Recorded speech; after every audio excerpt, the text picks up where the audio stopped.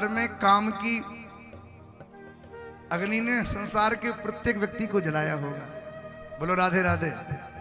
अच्छा, काम का प्रभाव दुनिया के प्रत्येक व्यक्ति पर पड़ता है, पर आज तक कभी किसी ने काम को देखा है कैसा होता है?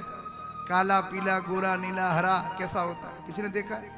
पर काम का प्रभाव सबके ऊपर है। अच्छा, एक बात और है, काम को जीतना बड़ा मुश्किल है। इस काम ने बड़े बड़े देवताओं को हरा दिया। हम तो इंसान हैं, तो क्या काम से कोई जीत नहीं पाया? बोले बहुत कम लोग। मत्तेव कुंभ दलने भविष्यन्ति सूरा के चित प्रचंड मगराज बधे भी दक्षा। बड़े बड़े वीरों को देखा जिन्होंने हाथियों को पछाड़ दिया, सिंहों से जो लड़ गए, पर कंदर्प दर्प दरले बिरला मनुष्य। कामदेव से कोई लड़ा हो और काम के ऊपर विजय प्राप्ति करी हो, ऐसे तो कोई बिरले मनुष्य ही कोई है।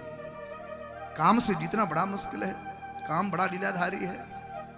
महाराज भर्तृहरि जी के चरित्र में आता है, इनके राज्य में एक पंडित जी को फल मिला, अमर फल। सोचा क्या करें इस अमर फल का, खुद खाएंगे तो अमर हो जाएंगे। बोले हम क्या करेंगे अमर होके, अपने महाराज हो जाएं अमर। तो अमर फल लेके पंडित जी महाराज के पास पहुंचे। बोले प्रभु इस फल को आप खा लो, अमर हो जाओगे। महाराज भर्तृहरि ने सोचा कि मैं क्यों खाऊं, मेरी पत्नी बड़ी सुंदर है, इसको खिला दूं, ये अमर हो जाए। भर्तृहरि जी महाराज ने वो फल अपनी पत्नी को दे दिया। पर भर्तृहरि जी की पत्नी महाराज से प्रेम नहीं करती थी।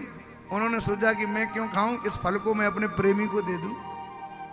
तो महारानी पिंगला इनका नाम था, उन्होंने सोचा अपने प्रेमी को दे दूं। तो उनके प्रेमी कौन थे? उसी राज्य के जो सेनापति थे ना, उनसे उनका प्रेम था, अपने प्रेमी को दे दिया।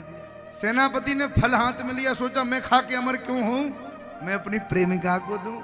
तो सेनापति जी का प्रेम एक वेश्या से था। उस फल को लेके वो वेश्या के पास पहुंच गए। वेश्या ने हाथ में फल लिया, मन में सोचा कि यदि मैंने इसको खा लिया तो मुझे अमर होना है, और इस जीवन में जीवन भर मैंने पाप किए, अमर होके पाप ही करूंगी, तो मैं नहीं खाऊंगी। क्यों ना मैं इस फल को महाराज भर्तृहरि को दूं। फल लेके पहुंच गई महाराज के दरबार में। महाराज आपके लिए उपहार लाई हूं। भर्तृहरि जी ने कहा कि इस नगर की सबसे बड़ी वेश्या आई है, क्या लाई हो भाई? उसने कहा महाराज आपके लिए अमर फल लाई, इसको खाइए ना। अमर फल तुम्हारे पास कहां से आया? अब तो महाराज भर्तृहरि जी की बुद्धि चकरा गई। अमर फल को देख के कहा देवी कहां से आया? उसने बात बनाई, तलवार निकाली, गर्दन पे धर दी। सच सच बताओ ये फल कहां से आया? मरता क्या नहीं करता, कह दिया आपके सेनापति ने दिया। भर्तृहरि जी महाराज ने सोचा सेनापति के पास कहां से आया, मैंने तो अपनी रानी को दिया था। सेनापति जी की तरफ देख के नेत्र लाल करके पूछा, सेनापति जी इस तलवार ने अभी गर्दनें काटना बंद नहीं किया है, बताओ ये फल तुम्हारे पास कैसे आया? कांप गए सेनापति और हाथ जोड़ के बोले महाराज आपकी महारानी ने दिया। जैसे ही ये कहा, महारानी बगल में बैठी थी, अब महारानी किस मुंह से देखती, नेत्र नीचे रह गए। भर्तृहरि जी महाराज ने जैसे ही अपनी रानी पिंगला की तरफ देखा तो थोड़ा सा तो दुख हुआ, और फिर ठहाका मार के हंस के बोले बताओ ये कामदेव का कितना बड़ा खेल। एक मैं अपनी पत्नी से प्राणों से ज्यादा प्रेम कर रहा हूं, पर ये मेरी पत्नी मुझसे विमुख है, ये किसी अगले पुरुष से प्रेम कर रही है। और ये सेनापति धन्य है कि तुझसे रानी प्रेम करती है, पर तू रानी से प्रेम नहीं कर रहा है, तू वेश्या से प्रेम कर रहा है। और वेश्या तू धन्य है कि तुझसे इस देश का सेनापति प्रेम कर रहा है, और तू मुझसे प्रेम करने के लिए चली आई। भर्तृहरि जी महाराज ठहाका मार के हंसे और बोले भैया ये खेल जो है ना, इसमें गलती किसी की नहीं है, इसमें सारी लीला कामदेव की है।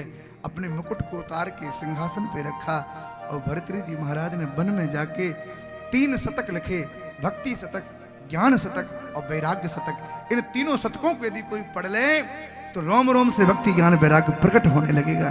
ये भर्तृहरि जी महाराज का तो काम का बड़ा भीषण प्रभाव है। रामचरितमानस में जब काम ने अपना प्रभाव प्रकट किया तो गोस्वामी तुलसीदास जी महाराज ने कहा कि नदी सरोवर पेड़ पौधे वृक्ष वृक्षावली पशु पक्षी सब कामातुर हो गए। सबके भीतर काम प्रकट हुआ जब काम ने अपना प्रभाव प्रकट किया। और गोस्वामी तुलसीदास जी महाराज को लिखना पड़ा, धरी न काहू धीर सबके मन मन से हरे। सबके मन को काम ने हर लिया। गोस्वामी जी ने लिखा कि धरी न काहू धीर सबके मन मन से। सब में तो सब आ गए, कोई नहीं बचेगा क्या? हनुमान जी ने कहा गोस्वामी जी ये क्या लिख दिया तुमने, सबके मन। तुलसीदास जी बोले प्रभु लिख गए, आप क्या करें? हनुमान जी बोले लाओ कलम, आगे की पंक्ति हम लिखे। गोस्वामी जी ने लिखा धरी न काहू धीर, सबके मन मन से झरे। हनुमान जी महाराज ने पंक्ति पूरी करी, जे राखे रघुवीर ते उबरे तिन काल महु। जिनको हमारे रघुनाथ ने पकड़ लिया, जिनके हाथ को भगवान ने पकड़ लिया, उनके ऊपर काम का प्रभाव प्रकट नहीं हो।